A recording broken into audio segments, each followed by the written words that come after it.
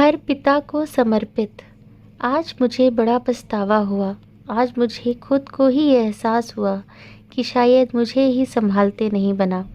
खाने की टेबल पर पापा ने कहा, आज मैं रिटायर हो रहा हूँ, अब मुझे नए कपड़े नहीं चाहिए।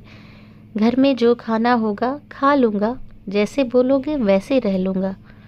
चाकू से अचानक कुछ काटते अगर उंगली कट जाए और तभी आंखों में आंसू आ जाए या फिर दिल ही टूट जाए, बस ऐसा ही हुआ आज जब मैंने पापा को ये बोलते सुना। कहाँ कमी रह गई मुझ में, कहाँ मैं उन्हें समझ नहीं पाया। क्यों पापा को लगा कि अगर वो काम पर नहीं गए तो मेरे लिए बोझ बन जाएंगे। यही सवाल मुझे खाया जा रहा था। मैं सोचने लगा था कि किसने उनसे कहा कि अगर वो घर बैठेंगे तो मुफ्त की रोटियां तोड़ेंगे या उनकी घर में कोई कीमत ही नहीं होगी। मुझे आज भी याद है कि पापा जब कोई कुछ मांगता था तो कहते थे कि अगर हो पाया तो ला दूंगा, वरना देखा जाएगा। और शाम को वही चीज़ हाथों में होती थी। आज दिन भर बस मैं यही सोचे जा रहा था कि पापा ने आखिर कहा तो क्यों कहा। बहुत सोचने पर मुझे ही इसका जवाब मिला। जैसे जैसे मैं बड़ा हो रहा था, पापा की बाहों में आ नहीं पा रहा था। सिर्फ मेरा शरीर ही नहीं बढ़ रहा था, उसके साथ बढ़ रहा था मेरा अहंकार और पापा के साथ कम होता मेरा संवाद। हम अपनी माँ के पास होते हैं लेकिन पापा से दूर। उनके दिल के अंदर अथाह प्रेम होता है जो बस शब्दों में बयां नहीं किया जा सकता।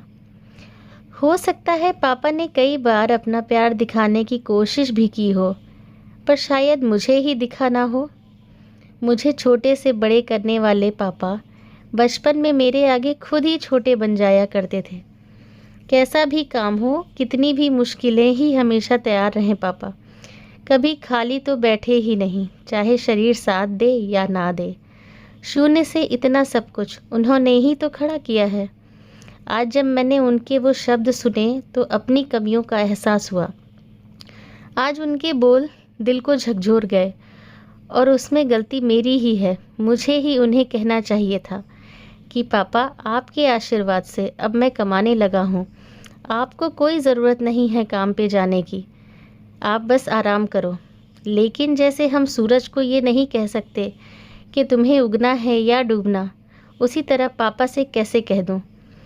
अब बचपन की सारी जिद पूरी करने वाले, पढ़ाई के लिए पीछे लगने वाले और जवान होने पर सदाचार और अनुशासन की सीख देने वाले, अपना सब कुछ हम पर न्यौछावर करके किसी प्रकार की कोई उम्मीद न रखते हुए शांत कुर्सी पर बैठे हुए ये कहता है कि मुझे जैसा रखोगे वैसा रह लूँगा, जो खाना दोगे खा लूँगा, तो ऐसा लगता है कि हमारे जीवन का कोई अर्थ ही नहीं रहा।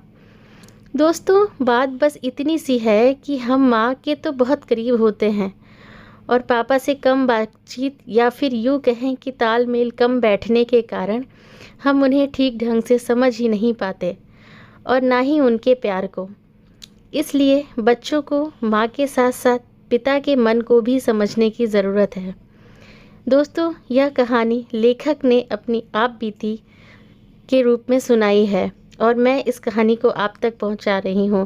यह कहानी आपको कैसी लगी हमें कमेंट करके बताएं। पसंद आई तो लाइक करें और चैनल पर नए हैं तो सब्सक्राइब करें। Thank you.